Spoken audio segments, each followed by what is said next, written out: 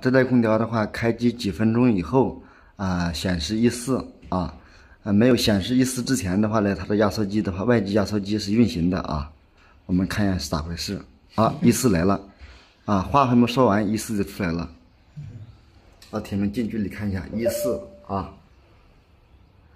我们现在打开看一下是咋回事啊？插头拔掉，安全第一啊，拔插头好，这个外机的话是30的啊。内机的话，它是一个新科的，我们今天看一下能不能把它修好哈。这面板的话，螺丝已经全部拆完了啊。我们把这个外罩的话给它拿下来哈，我们把电脑板拿出来看一看啊，有没有哪里烧掉。电脑板看起来都非常完好，正面的话也没有发现哪里有什么异常啊。机器塔，就说也没发现哪里有什么异常。我现在得给你换一块板子，换一块万能板，和你原来的性能的话保持不变啊。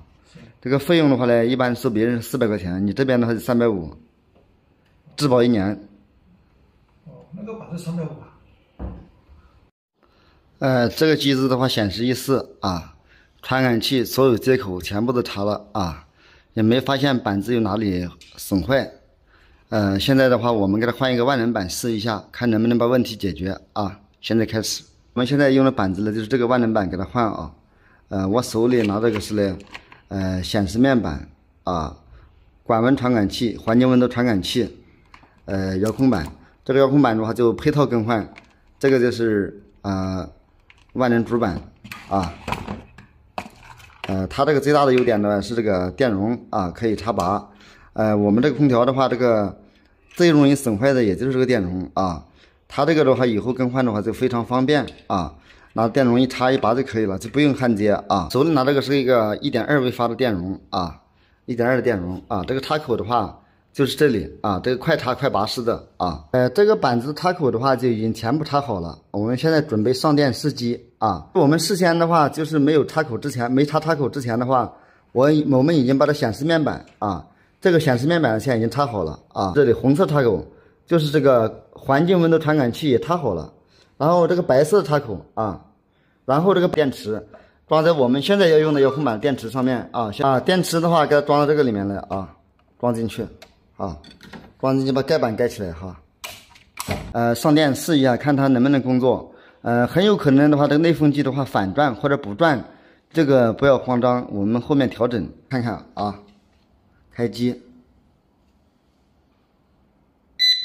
啊，滚筒就立马启动了，转了啊，显示板也显示了。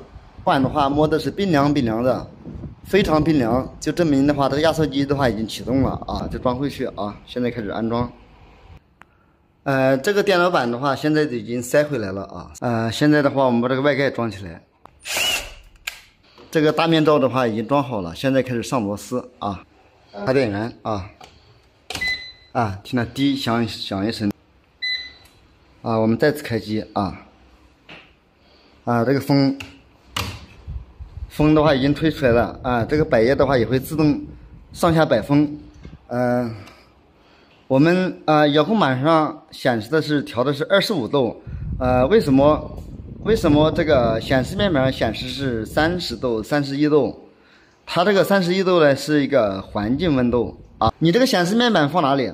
显示面板啊，你放这地方就行。就是说我给你放这里行不行？可以。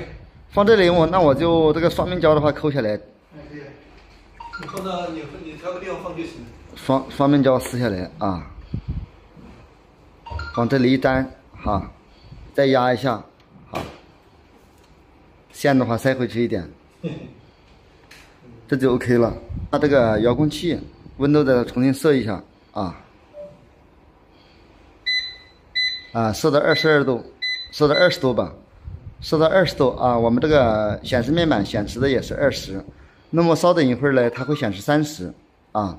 这个30呢，就是一个我们代表我们的环境温度啊。这个雪花这里亮的绿灯的话，就证明我们压缩机启动了这个太阳的话，证明我们是一个制热模式，但是它压缩机也是要启动这样的。